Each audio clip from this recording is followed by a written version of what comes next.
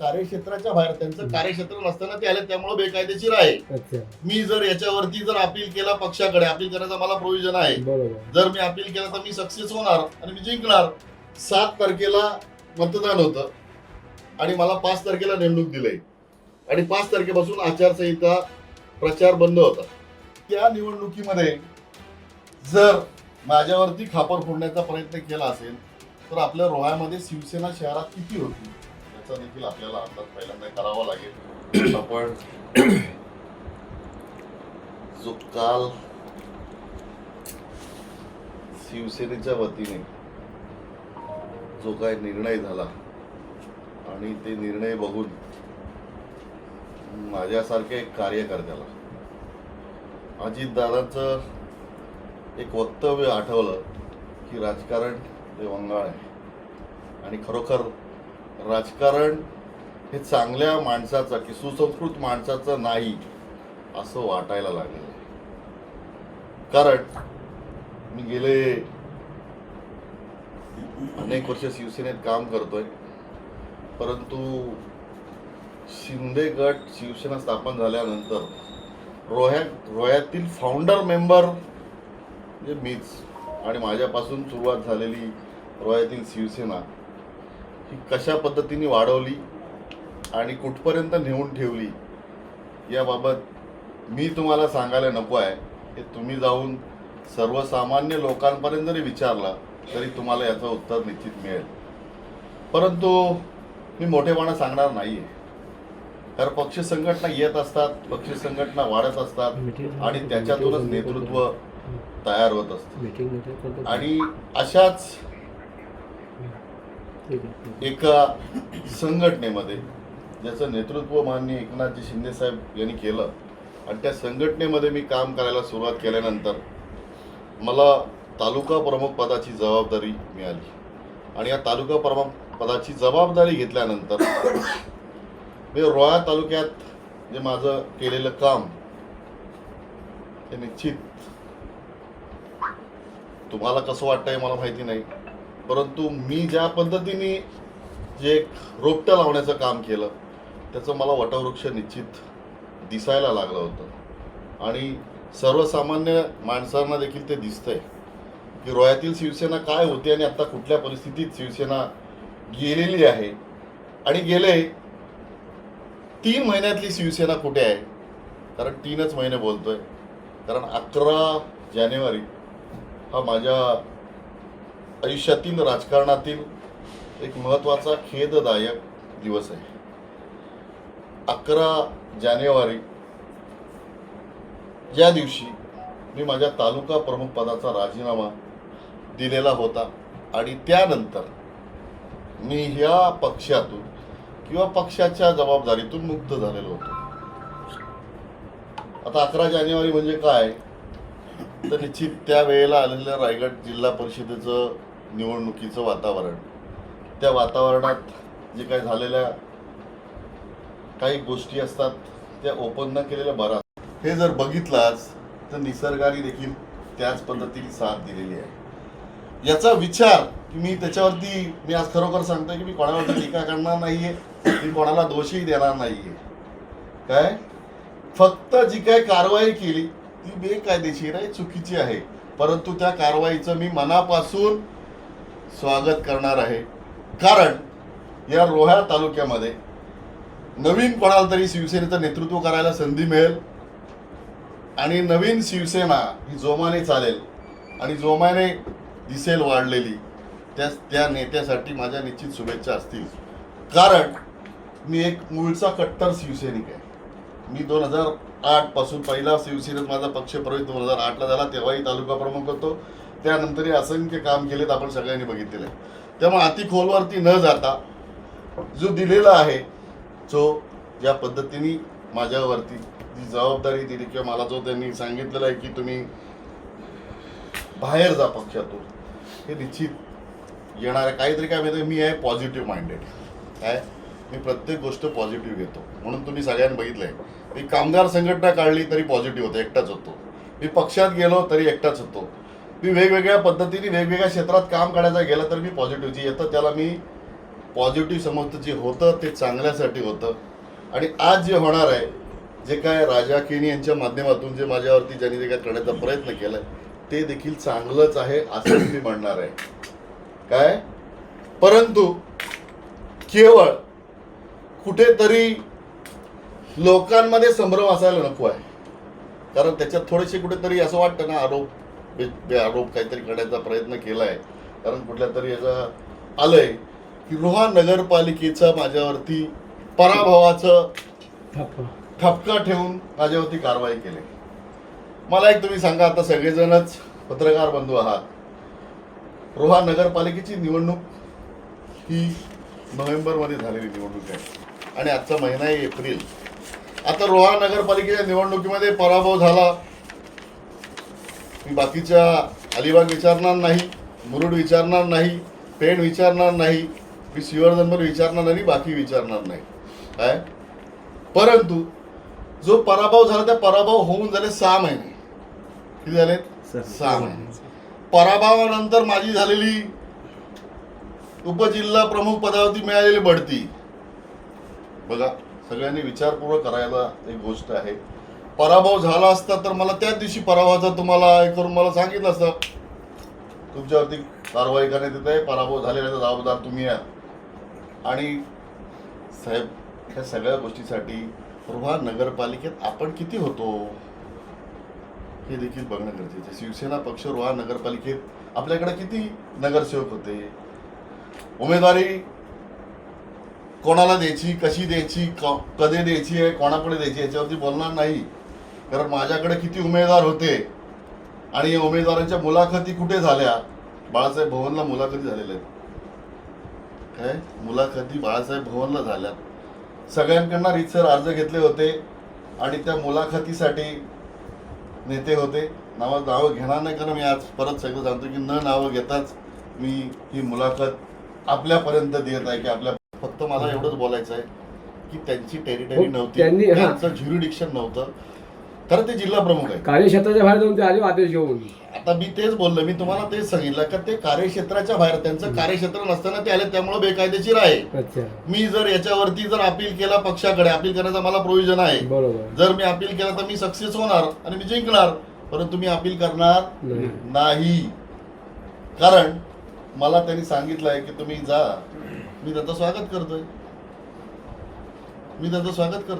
म्हणजे बाहेर जाण्याचा मार्ग त्यांनी दाखवला तुम्हाला. हा, आता मग मला सांगितलं तुम्ही जा, आता परत कशाला या, जा तर जा. मी काय तुम्हाला सांगितलं की मी 11 मार्चला मी माझा राजीनामा, 11 जानेवारीला मी माझा राजीनामा दिलेला होता, तेव्हाच करायला सांगितलं. 11 मार्चपासून न्यूट्रल होतो. पत्र मला दाखवतो, पत्रही दाखवतो तुम्हाला. एक बरं झालं तुम्हाला तेही क्लेरिफाय होईल. पत्र माझ्या हातातच आहे. आता माझी नेमणूक कोणी केली हे तुम्हाला पाहिजे, दाखवतो. जेव्हा घाला तर विचारलं मग बघा. 5/2 कितीला माझी नेमणूक केलेली आहे? 5/2/26. 5/2/26 म्हणजे जिल्हा परिषदेच्या निवडणुकीच्या आधी की नंतर? आधीच्या 2 दिवस. 2 दिवस. 7 तारखेला मतदान होतं. 7 तारखेला मतदान होतं आणि मला 5 तारखेला नेमणूक दिली आणि 5 तारखेपासून आचारसंहिता प्रचार बंद होता. काय होता? त्या निवडणुकीमध्ये जर माझ्यावरती खापर फोडण्याचा प्रयत्न केला असेल तर आपल्या रोह्यामध्ये शिवसेना शहरात किती होती याचा देखील आपल्याला अंदाज पहिल्यांदा करावा लागेल. आणि तुम्ही तर सगळे रोह्यातलेच आहात, नवीन नाही आहात. त्यामुळे रोह्या शहरात शिवसेना किती होती, रोह्या शहरातले उमेदवार किती होते. एका उमेदवाराला 2-2, 3-3 ठिकाणी उभं करावं लागलं होतं, कारण बिनविरोध जाऊ नये म्हणून. एक बिनविरोध गेलं तर मला किती प्रकारे बोल खावा लागला होता आणि तो उमेदवार कशा पद्धतीने गेला ह्या खोलात जाणार नाही.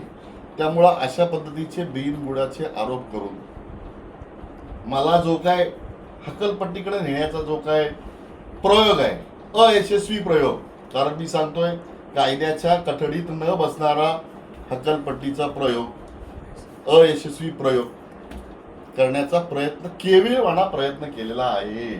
मी आजही सांगतो, केविलवाणा प्रयोग हकलपट्टीचा प्रयत्न केलेला आहे. या सगळ्या गोष्टीवरती न जाता आज तुम्ही बघितलं की रोह्याची शिवसेना 3 महिन्यामध्ये काय झालं शिवसेनेचं हे तुम्ही लिहिलं.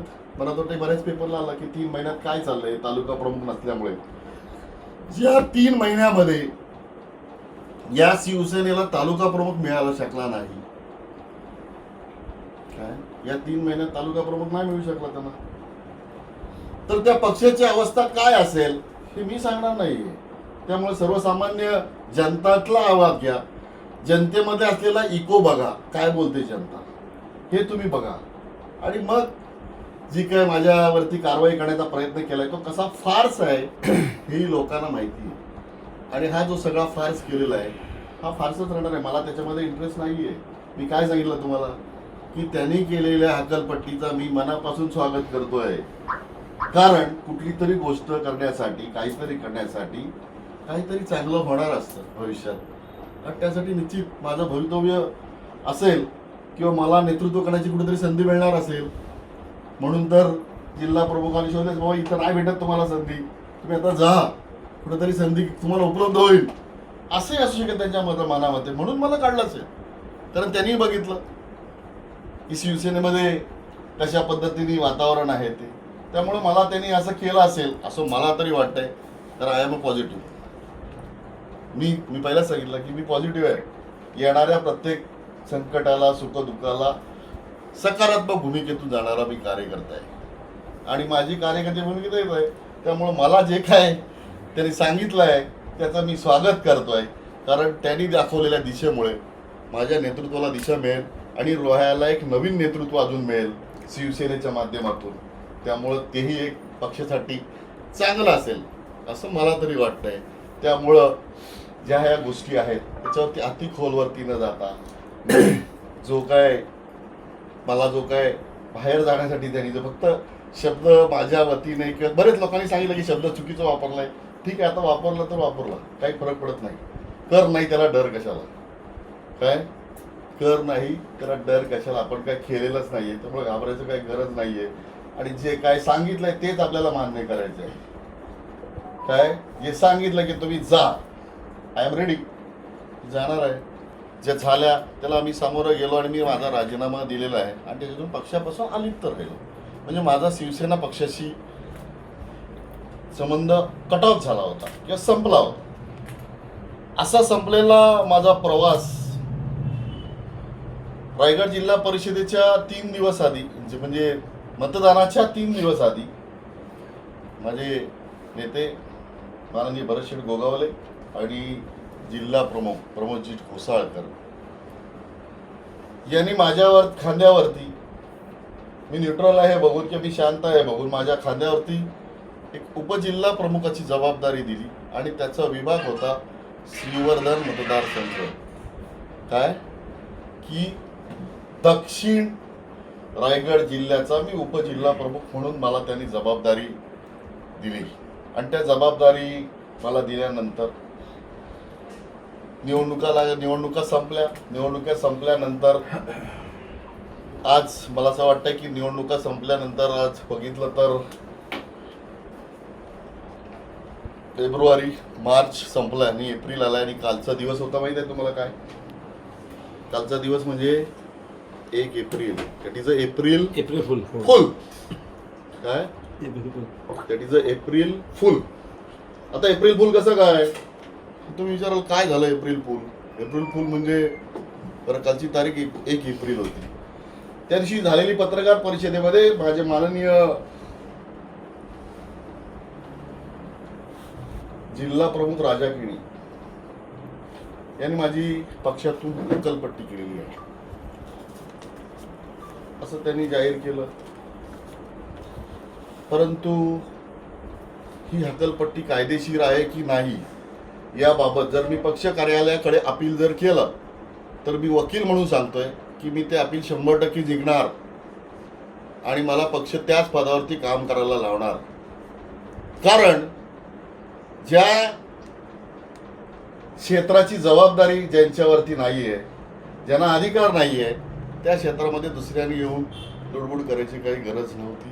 कारण माझं जिल्हा प्रमुख हे प्रमोदजी घोसाळकर आहेत. त्यामुळे दक्षिण रायगड जिल्हा प्रमुख प्रमोदजी घोसाळकर आहेत. त्यांनी ती कारवाई माझ्यावरती करायला पाहिजे होती असं माझं स्पष्ट मत आहे. या मी उपजिल्हा प्रमुख असल्यामुळे मला शिवसेनेचे आमचे सचिव शिवसेनेच्या सचिवांनी माझ्यावरती कारवाई करायला पाहिजे होती असं माझं स्पष्ट मत आहे. हे कायद्याच्या बाजू आहे. कायद्यामध्ये मी जाणार नाहीये. कारण त्यांनी मला राजा केनीनी मला जो काय हकलपट्टीचा मार्ग दिलाय त्याच्यामुळे मला पक्षातून घालवलंय, तर मी त्यांचं निश्चित आभार व्यक्त करेन की त्यांनी मला काल एप्रिल फुलच्या दिवशी बाहेर केलंय. आणि आजचा दिवस आहे हनुमान जयंती. काय आज आहे हनुमान जयंती. त्यामुळे मला एक संजीवनीचं बळ आज निश्चित मिळणार आहे. आणि ते संजीवनीचं बळ घेऊन मला सांगितलं, आज बघा पाऊस देखील आला,